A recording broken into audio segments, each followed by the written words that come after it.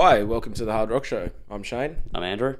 and this is our final show of 2011. Yes, it is. It's been a very, very busy 2011, You could say that. as you're about to hear from us. Basically, this episode, we have no feature artists. We're just going to run down the entire year of releases. More or less our year in review. Yeah. Local releases, established band releases. Yep. There's been so much of it.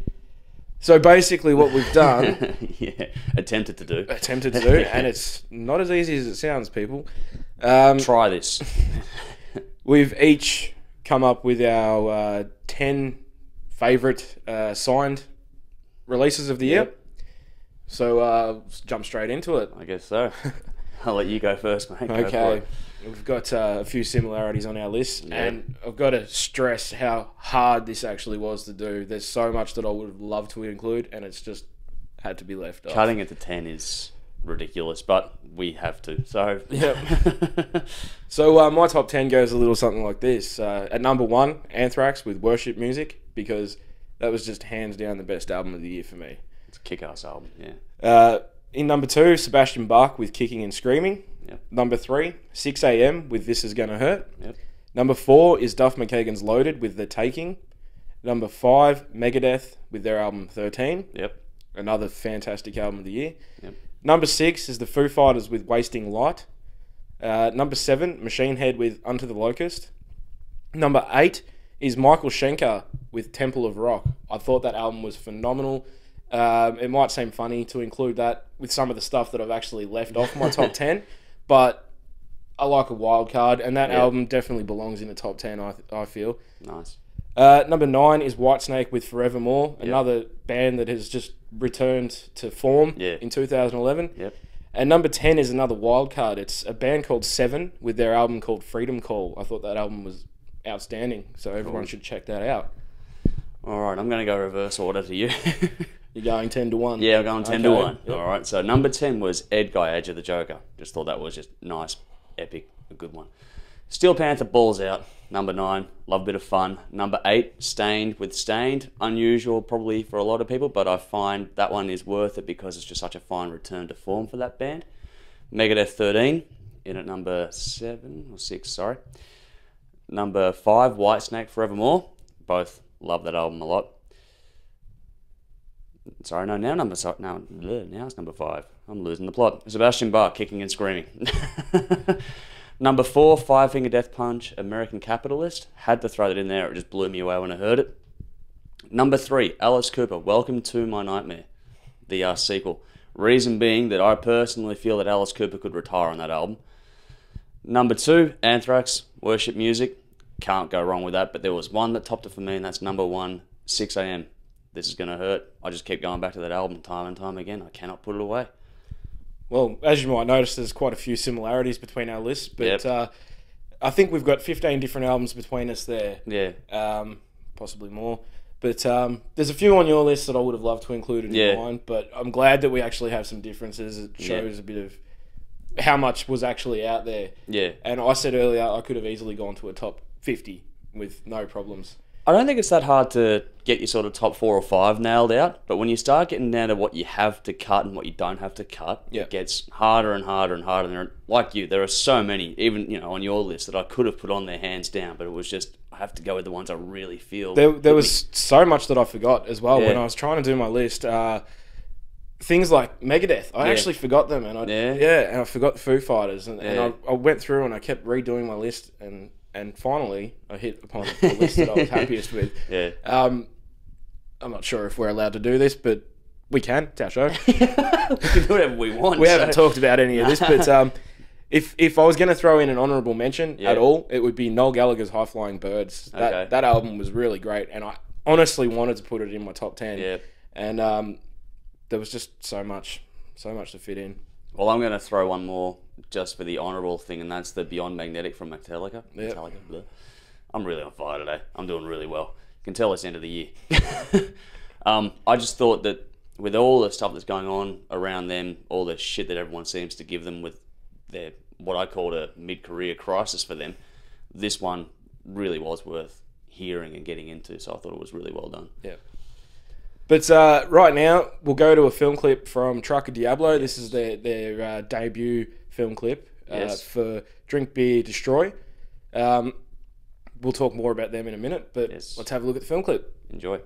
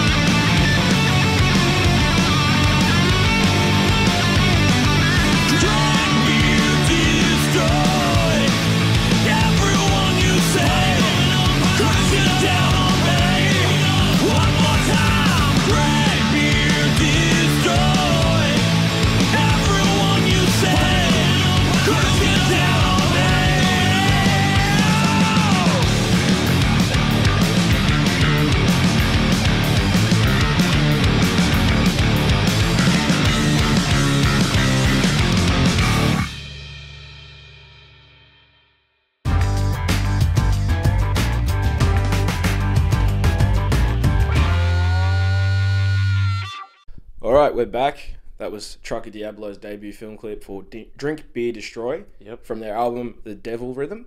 Yep. And we're going to be talking about that album in just a second. Yep. Because now it's time to get into our second run of top 10 lists, which is the top 10 local or unsigned releases of the year. And actually, some of these bands have now been signed. Yep. But the criteria that we set ourselves for this was bands that we featured on the show. Yep. So in some way, shape, or form. There is a lot of other great stuff out there that we both would have loved to include, but we haven't featured it on the show yet. Yeah. So even though it wasn't released next year, you might find yourself in next year's top 10 list at the end of the year. But one question before we get into this. Yep. Which one did you find harder to do?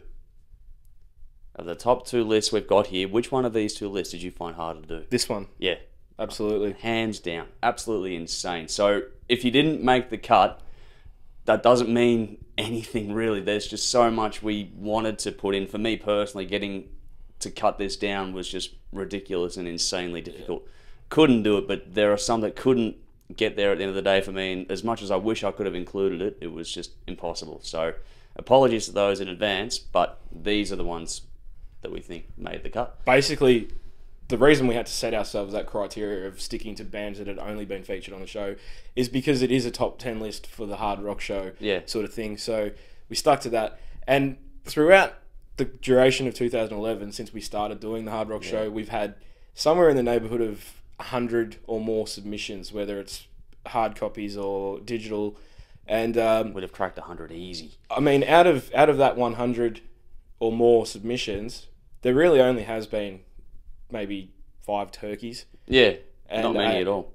So to sift through 90 plus submissions and try and come up with a top 10, that was not going to happen. It was not going to happen. So out of the 30 odd episodes that we've done throughout this year, we've stuck to bringing forward a top 10 out of those bands. Yeah. And again, we have got some differences. Yes, so which is good to see.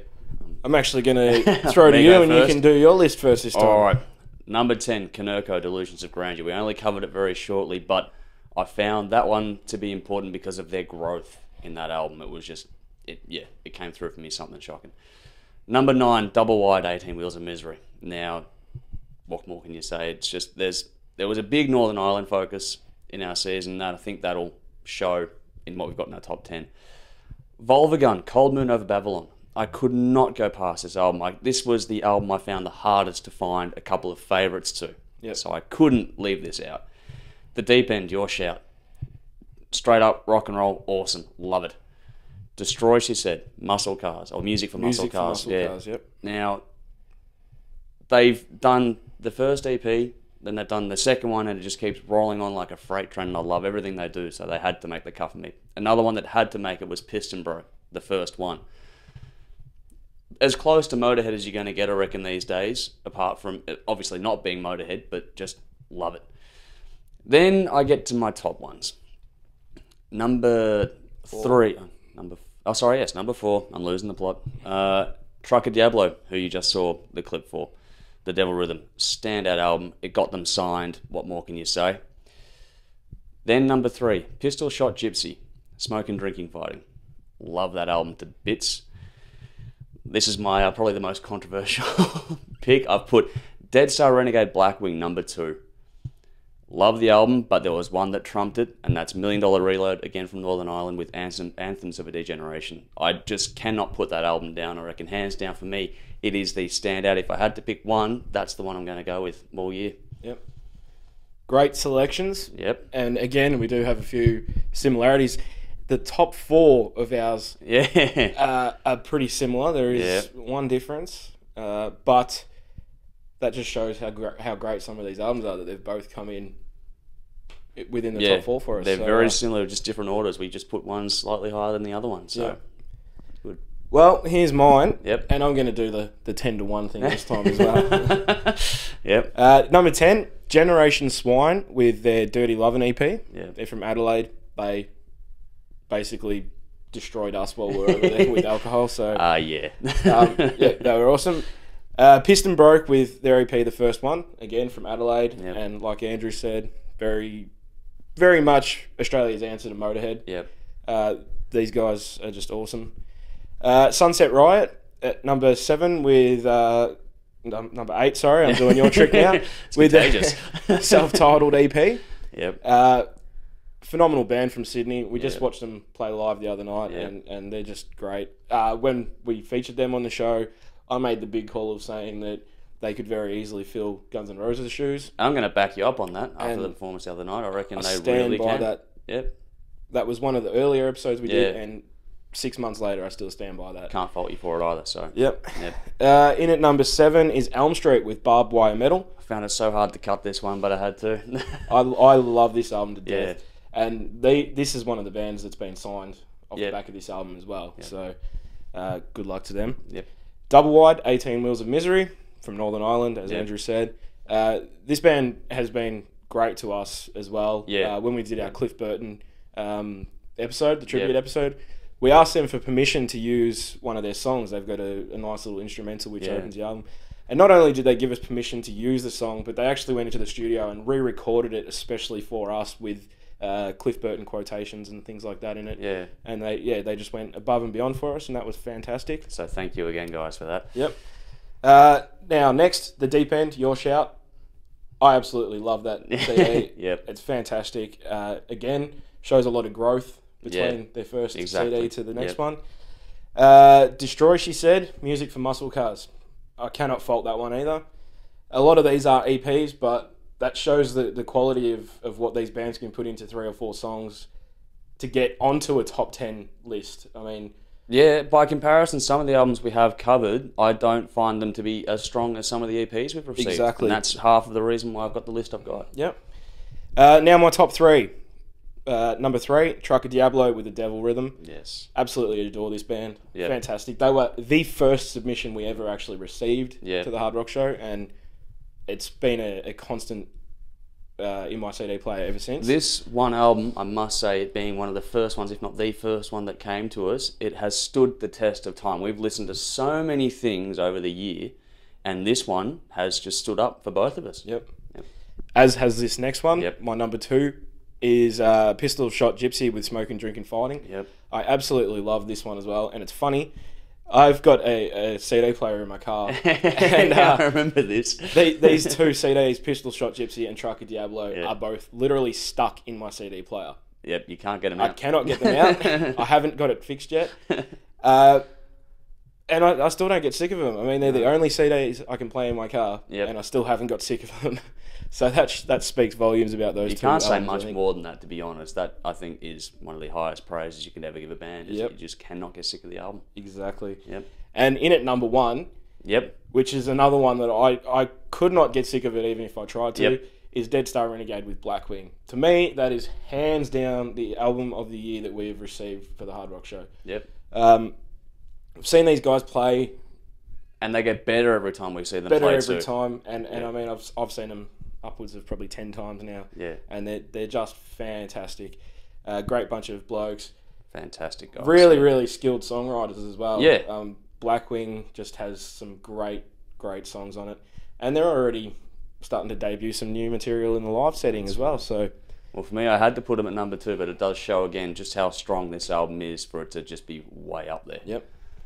But that's kind of fitting that we talk about Dead Star Renegade and Blackwing as the number 1 album of the year, because right now we've got part 2 of our Dead Star Renegade interview. Yes, we do. Which was we featured it last week, the first part. So this is part 2. Enjoy. That was actually going to be my next question. What made you guys go for doing a full-length album as opposed to an EP, which everybody seems to do these days? Money. Yeah, it's probably two things. Was the first thing was, you know, as I've just explained to you, the long ass story, which you'll probably have to fast forward through. You said it was long. Yeah, I told you it was long. That's right. But because of our history and because we've done a lot of stuff, I was anxious to get an album under my belt. You know, I've been playing for a fair while now and just wanted to hold an album in my hand and say, you know, we did this. And personally, I felt like the band had 10 strong enough songs to actually tackle an album. So We felt after 16, 17 years, it'd be great to have an album. So I'm more of a fan of an album as opposed to an EP anyway. Sure, me too. I love to put on a whole album and take the whole thing in. Yeah, And sure. the material that you guys have put on that album works well. There's no fill-up. It's all great stuff. So Cheers, man. Cool. Thanks, man. it's an excellent album. Thanks, We man. both fell in love with it as soon as we got a hold of it. So yeah, I think a lot of bands, I mean, everyone kind of does EPs, and we've all been in bands where we've done heaps of EPs. Yeah. And it's like, you know, you've been doing it for so long, you want to do another EP, or you want to, you know, take a risk, I suppose, take a bit more of a chance. Mm. And so we thought stuff like, well, let's do it. So. has there been much industry interest for you guys so far, or is it? Not really. No, we haven't sort of approached Pursued it. it, You know, we haven't sort of. I think probably because of our last band, where we had a lot of industry interest in our last band, and it kind of screwed with everybody's minds and you know, just put the band in a bad place. I think that, you know, like we've said before, with the situations that we're all in, and, you know, all of us being blokes who've got jobs and all that sort of stuff that goes along with our music and everything, you know, for somebody to take an interest in the band and for it to be worthwhile for us in the way that things are with the internet and everything like that, for somebody to be able to come up to us and offer us something that's actually going to really be of value to us as a band, and it'd have to be a pretty massive carrot, you know.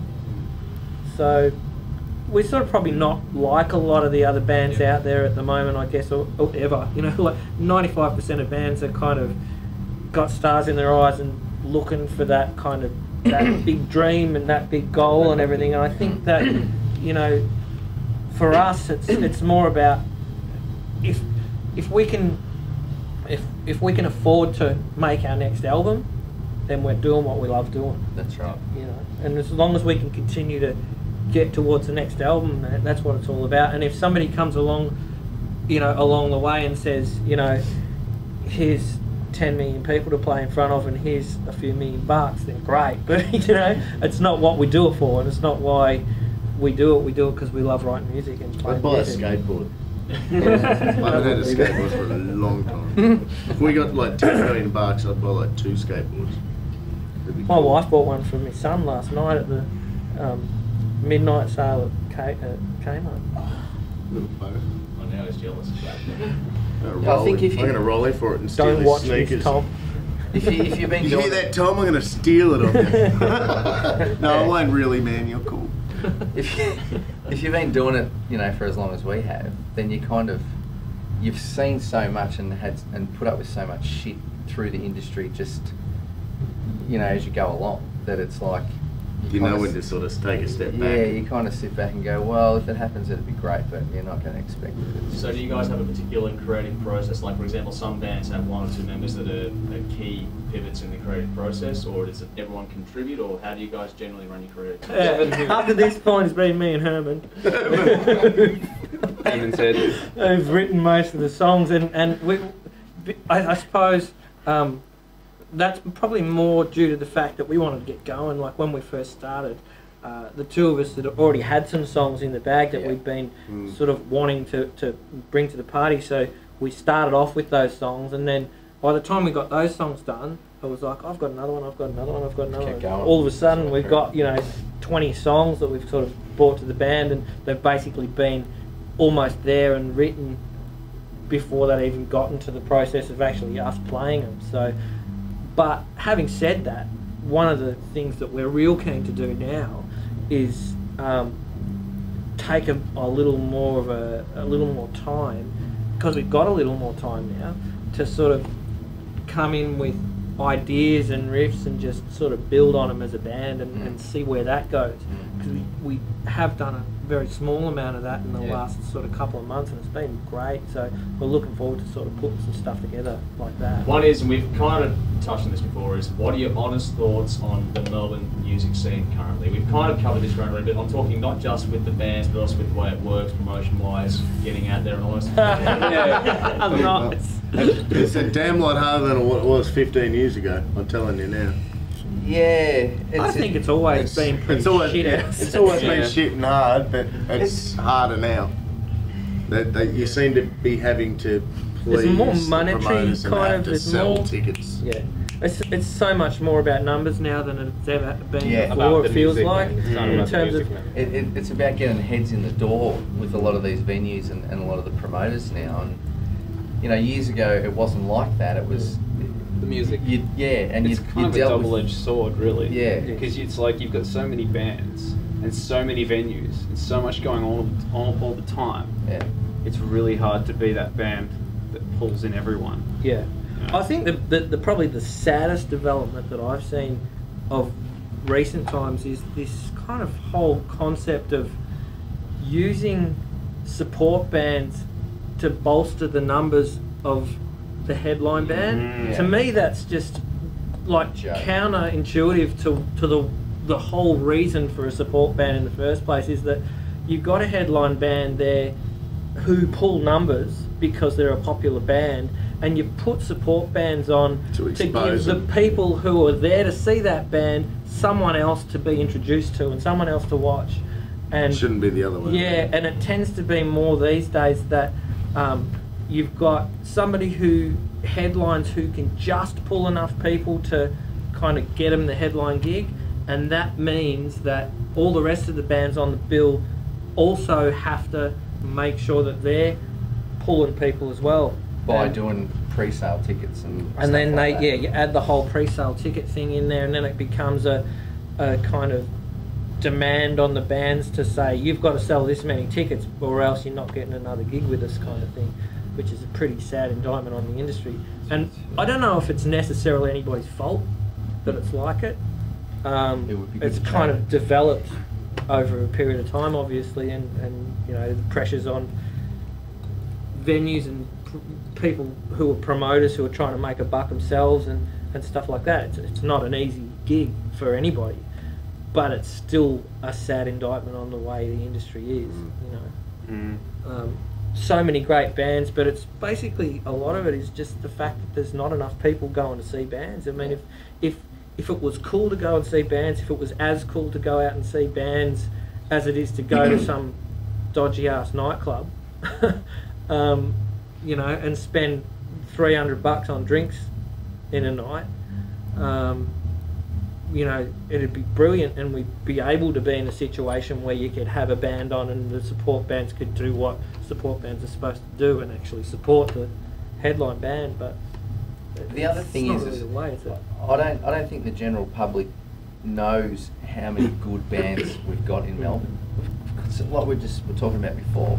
We've got some awesome bands in Melbourne. No one It's goes out anymore. unbelievable. Like, But they're not. I don't know, for whatever reason, you know, it's so hard to get the exposure for the general public. I think to there's see them, been you know, to know. a sort of stigma that's built up over the years that kind of says that if you, and it's not just here, it's everywhere, that sort of, if a band comes from your local scene, then they mustn't Then be they're good. worthwhile, they mustn't be very good. Yeah. The only bands who are worth seeing have to be X amount of Ks away, and the further they are away from you, it seems like the better they must be. You know, a band comes in from Or overseas, international, they can yeah, stink, tours. but they've still got a better chance of pulling a crowd Pulling a big here crowd, because yeah. they've got the word USA or UK written in brackets next to their name than a band who's from Melbourne, because it's not the prestige involved with the band, which is really sort of weird, but it's just, I guess it's a part of the way people think, you know. Yeah. Okay, we're back. I hope you enjoyed part 2 of our Dead Star Renegade interview. To me, that's just the perfect way to cap off the year, because they were another one of the bands that got in with the Hard Rock Show very early in the days, and They've supported us no end. huge supporters of the Hard Rock Show. Yeah. But yeah, that's basically our cap off for the year. Yeah. Well, it's like you said last week. We just talked more about stuff we've already talked about. So We'll just throw out there quickly. We did talk about doing this, and I didn't bother in the end because I didn't think we'd have time. Yep. You did it. We were going to do the top 5 gigs of the year as well. Yep. And that was going to be including major concert. Yep. And And the local. unsigned. Yeah. And in a year where I've seen Slash, Iron Maiden, Rob Zombie, Yeah. Slayer, you know, countless live acts, and you have as well. Yeah. There's no denying we've been out there and being very busy with it. So 2 gigs that rate very, very highly. I'm not sure where you would put them in your top 5. I don't know where. If you're going to talk about the same 2 that I told you about earlier today, then these are for me, hands down, regardless of what I've seen, the top 2 gigs for the entire year, bar none. Yep. That's it. I'm not putting a number on them, but these were 2 of the best gigs I've seen all year. And one of them was the Deep End's album launch at the ESPY. Yeah. They played with Emperor and Electric Dynamite. And was there another band? I'm not sure anymore. I'm I can't remember. really It was only not a couple sure. of weeks ago, but Yeah. It's too busy. doesn't matter. Yeah. And the other one was just a couple of nights ago when we seen Dead Star Renegade, Sunset Riot, Emperor, and the final ever Fast Track performance. Yeah. They were 2 of the best gigs of the year. And as you said, it wasn't just about the bands that were on No, stage. that's it. It was about the crowds that were there, which featured members of a whole bunch of local band members as well, all Yeah. out to support their fellow rockers. Yep. And it was just a really, really scene-building type environment at both gigs, and it was fantastic. One point I want to make is that a lot of people won't go to a gig these days because they think that their local band is too small, this, that, whatever else. Think about this. If a local band ever makes it big and you missed out the chance to see them as many times as you could for next to nothing, you're going to regret that, because the people you meet at these gigs, at the scene, unbelievable. We find so many people that we end up calling friends over this year of doing this show, and you just don't look back. It's just such an amazing thing to be a part of and be involved in. So for me personally, for this year, it's just a huge thank you to everyone that's done anything with us at all, for the submissions, for the time with the interviews, and Absolutely. working with us in any way. But the scene is phenomenal, and get out amongst it. I know we said it last week, and I'm going to harp on about it, but it's your chance. There are some bands that really do have the potential to make it, and I reckon if you don't get out there and get involved, you're going to regret it. Yep. Get off your ass, get off the couch, Yep. go to a gig, support your local music. Doesn't matter which country you're in. Yep. Go and see a local band, show your support, buy their CDs, buy their merch. Yep. Don't download it illegally or anything like that, because these bands are selling their CDs way too cheap as it is. Yeah, just get out there and show your support. And how many chances are you realistically going to get to talk to the people in the bands you love? But anyway, that's about all we've got time for on the That's Hard Rock it. Show. Yeah. 1 year down. 2011 comes to a close, Yeah. and it's been great. Hopefully 2012 is going to kick 2011's ass. Well, the plans we've already got in motion, we're going to make sure that we come back next year bigger, better, stronger, all of it. So Absolutely. we're not going anywhere, folks. So we'll be back. Yep. So have a safe Christmas and a Happy New Year, Enjoy the holidays while you can. and we'll be back in the Few months, first I few guess. months of 2012 Yes. with all the hard rock happenings, releases, and feature bands that you love to hear from us. So Stuff that missed out this year, we've got a back catalogue so far, it's ridiculous. So we're just going to Absolutely. keep going. yep. So Until next year, drink up. rock on.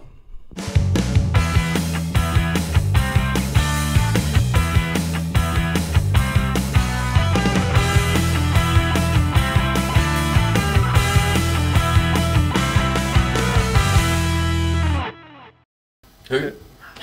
Fuck you. From Metallica. Yep. Metallica. Bleh.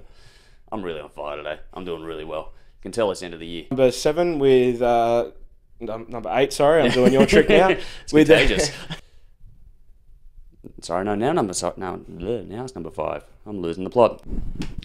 Fucking